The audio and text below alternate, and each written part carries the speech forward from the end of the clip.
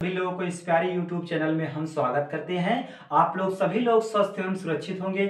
चलिए आज हम फसलों के बारे में बात करेंगे, फसलों के बारे में, कृषि के बारे में बात करेंगे। जो कृषि होती है, कृषि के बारे में बात करेंगे। कौन सी कृषि किस तरह से होती है, कौन सी फसल कैसे उगाई जाती है, उसके लिए मिट्टी कौन सी आवश्यकता होती है, कहाँ क्या ज्यादा होता है, किस राज्य में कौन सी फसलें ज्यादा होती हैं, इन सब के बारे में हम चर्चा करेंगे। चलिए स्टार्ट करते हैं। आज हम बात करेंगे कृषि के बारे में।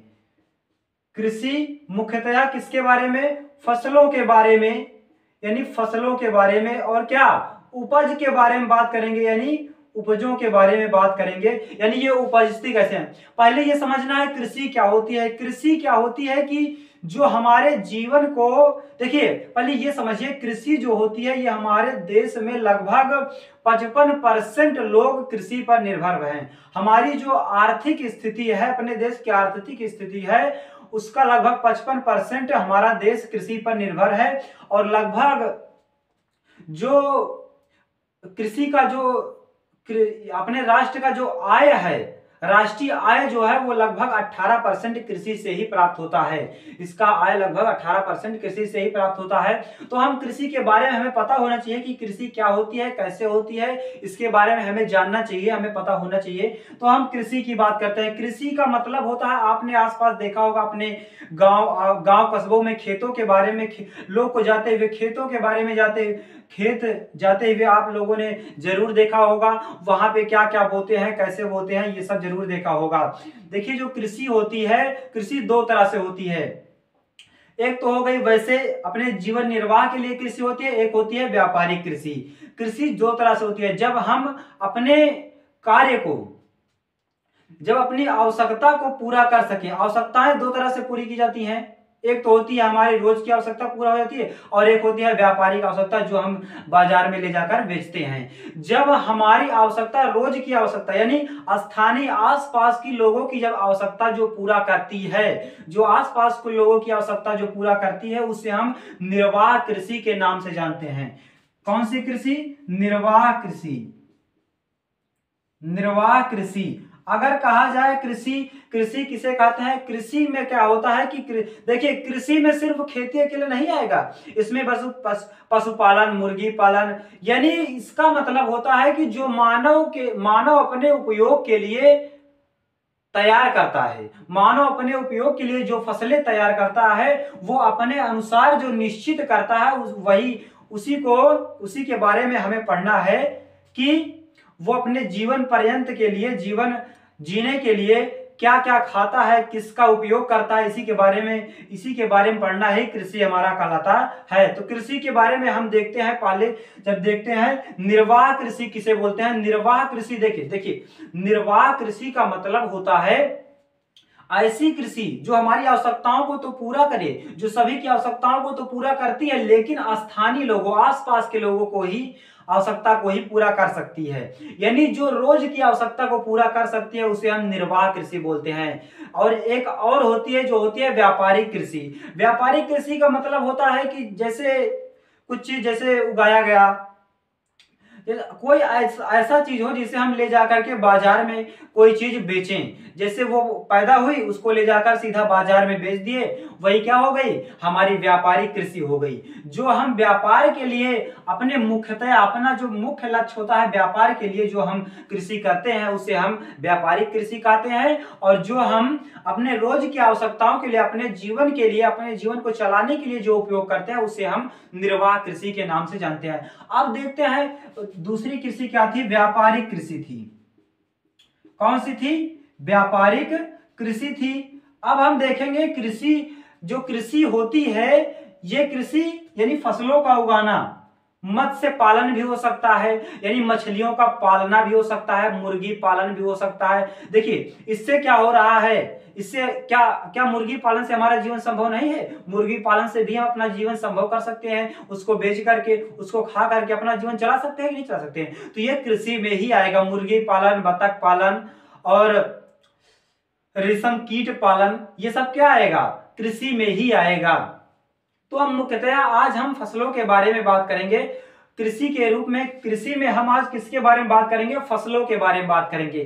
देखिए जो फसलें पैदावार के स्थान पे जो होती हैं, फसलें पैदावार के स्थान पे जो हमारे आसपास जो बोई जाती है, फसलों के पैदावार के स्थान पे हम 3 तरह से फसलों के बारे में हम जानते हैं। जो पहली फसल है उसका नाम है, क्या नाम है उसका? खाद्यान्न फसल। खाद्यान्न फसल, जो पहली फसल का नाम है उसका नाम है खाद्यान्न फसल।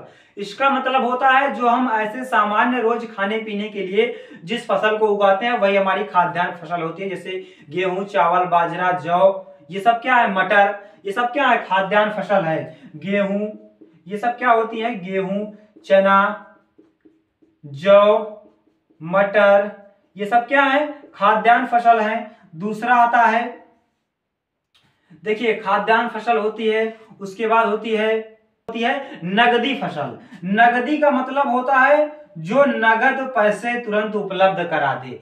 नगदी फसल किसके बारे में हम देखेंगे? दूसरी फसल जो है वो है नगदी फसल। नगदी फसल का मतलब होता है जो हमें रोज उपलब्ध करा दे।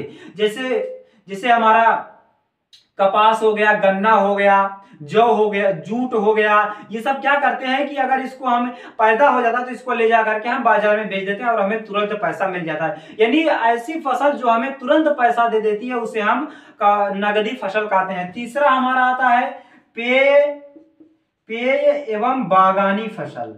पेय एवं बागानी फसल। पेय एवं बागानी फसल किसे बोलते हैं? पेय एवं बागानी फसल, इसका मतलब पेय का मतलब होता है जो हमें पीने के लिए, जो मुख्यतः पीने के रूप में प्राप्त होती है। जैसे चाय हो गई, कहवा हो गया, रबड़ हो गया, ये सब क्या है? हमारे पेय के रूप में जो उपयोग लाती है। और इसमें नगदी फसल में क्या आएगा? गन्ना, कपास, जौ, जूट, ये सब आ जाता है इसमें। और जो पेय या बागानी फसल में आता है इसमें से चाय, कहवा, रबड़, ये सब आ जाते हैं। काटने और बोने के, देखिए अब हम फसलों के बारे में फिर से बात करेंगे। देखिए फसलों के बारे में अभी तक पैदावार के बारे में, पैदावारों के स्थान पर देख लिया कि फसलें कैसी होती हैं। अब हम बात करेंगे कि बोने और काटने के आधार पर फसलें कितने प्रकार की होती हैं। बोने और काटने के आधार पर देखिए, बोने और काटने के आधार पे, काटने के आधार पर जो फसलें होती हैं आधार पर, और ये जो थी ये पैदावार के आधार पर थी। पैदावार के आधार पर, ये पैदावार के आधार पर थी, यानी कैसे पैदा हो रही है उसका कैसे यूज किया जा रहा है। अब हम देखेंगे बोने और काटने के आधार पर, बोने और काटने के आधार पे ये भी 3 तरह की फसलें होती हैं। इसमें भी 3 तरह की फसलें होती हैं। इसमें से खरीफ होती है, खरीफ की फसल होती है, रबी की फसल होती है, खरीफ की फसल होती है और जायद की फसल होती है। देखिए रबी की फसल पहले हम देखते हैं। पहली क्या आती है? रबी की फसल। रबी फसल, रबी फसल का मतलब होता है जिसको हम रबी की फसल का मतलब होता है, रबी की फसल का मतलब होता है, देखिए रबी की फसल का मतलब होता है जिसको हम जाड़े के समय में बो देते हैं और गर्मी के समय में काट लेते हैं। ऐसी फसल को हम रबी की फसल बोलते हैं। ऐसी फसल जिसको हम देखिए रबी की फसल, हम बात करेंगे रबी की फसल। रबी की फसल क्या होती है? ऐसी फसल जिसको हम जाड़े के समय बोते हैं और गर्मी के समय काट लेते हैं। जाड़े के समय बोते हैं, गर्मी के समय काट लेते हैं, उसे हम बोलते हैं रबी की फसल। रबी की फसल में क्या आता है? गेहूं, जौ, बाजरा, मक्का, ये सब क्या होता है? रबी की फसलें होती हैं। अब हम बात करते हैं दूसरा जो होता है वो होता है खरीफ फसल। खरीफ की फसल, खरीफ की फसल दूसरा जो होता है वो हमारा खरीफ की फसल होता है। देखिए खरीफ की फसल का मतलब होता है जिसको हम अभी तक जाड़े में बो रहे थे, अब देखो जिसको गर्मी में बोते हैं और जाड़े में काटते हैं, जिसको गर्मी में बोते हैं जाड़े में काटते हैं, उसे हम खरीफ की फसल बोलते हैं। देखिए रबी की फसल में क्या आ जाएगा? जो बता दिया गेहूं, अभी देखो जो ठंडी है, ठंडी में क्या बोया जाता है? गेहूं बोया जाता है, जौ बोया जाता है, मटर बोई जाती है, ये सब क्या होता है, ये हमारी रबी की फसलें होती हैं। जबकि खरीफ की होती हैं जो गर्मियों में बोई जाती हैं और ठंडियों में काटी जाती हैं। वो सबसे अच्छा उदाहरण है धान का। देखिए, हाँ सॉरी सॉरी सॉरी सॉरी, देखिए जो हमारी वर्षा ऋतु में बोई जाती हैं, देखिए जो वर्षा ऋतु में बोई जाती हैं और ठंडियों में गर्मियों में शीत ऋतु में काटी जाती हैं। देखिए हम देखेंगे, चलिए देखिए अब हमें देखना है खरीफ की फसल। खरीफ की फसल का मतलब होता है ऐसी फसल जिसे हम वर्षा ऋतु में बोते हैं और गर्मियों में गर्मियों में क्या करते हैं, उसको काट लेते हैं। ठंडियों में क्या करते हैं, उसको हम काट लेते हैं, सॉरी ठंडियों में। देखिए फिर से देखो, खरीफ की फसल, अब हम देखेंगे खरीफ की फसल। खरीफ की फसल क्या होती है, जिसे हम वर्षा ऋतु में बोते हैं और ठंडियों में काट लेते हैं, यानी शीत ऋतु में काट लेते हैं। ऐसी फसल को हम खरीफ की फसल बोलते हैं। जैसे इसमें से धान आ जाएगा, धान, इसमें धान सबसे अच्छा उदाहरण है। इसके बाद आता है तीसरी जो फसल है वो है जायद की फसल। जायद की फसल, जायद की फसल यानी जायद की जो फसलें होती हैं वो क्या होती हैं, जायद का मतलब होता है जो मार्च अप्रैल में बोई जाती है और तैयार होने पर काट ली जाती है। मार्च अप्रैल में बोई गई, तैयार होने पर काट ली गई, वही क्या होती है, जायद की फसलें होती हैं। जैसे हमारी क्या हो जाएंगी, जायद की जो फसलें हो जाएंगी वो हमारी क्या हो जाएंगी, जैसे तरबूज हो जाएगा, खीरा हो जाएगा, ककड़ी हो जाएगा। ये सब क्या होता है, मार्च अप्रैल में बोई जाती है और तैयार होने पर काट ली जाती है। ये हम किसके आधार पे देख लिए, बोने और काटने के आधार पे, पैदावार के आधार पे देख लिए। अब हम देखते हैं जो चावल होता है, गेहूं होता है, जौ होता है, बाजरा होता है, मक्का होता है, ये सब किस प्रदेश में कहां पे कहां होता है। अगर हम चावल की बात करें, पहले हम बात करते हैं चावल की। देखिए जो चावल होता है, ये चावल बिहार, उत्तर प्रदेश, राजस्थान, आंध्र प्रदेश, इन सब में क्या होता है कि चावल की पैदावार होती है। अगर हम गेहूं की बात करें, बहुत सारे राज्य हैं। अगर गेहूं की बात करें तो उत्तर प्रदेश, हरियाणा, पंजाब, राजस्थान, कर्नाटक, ये सब क्या है, गेहूं यहाँ पे बहुत ज्यादा मात्रा में होता है।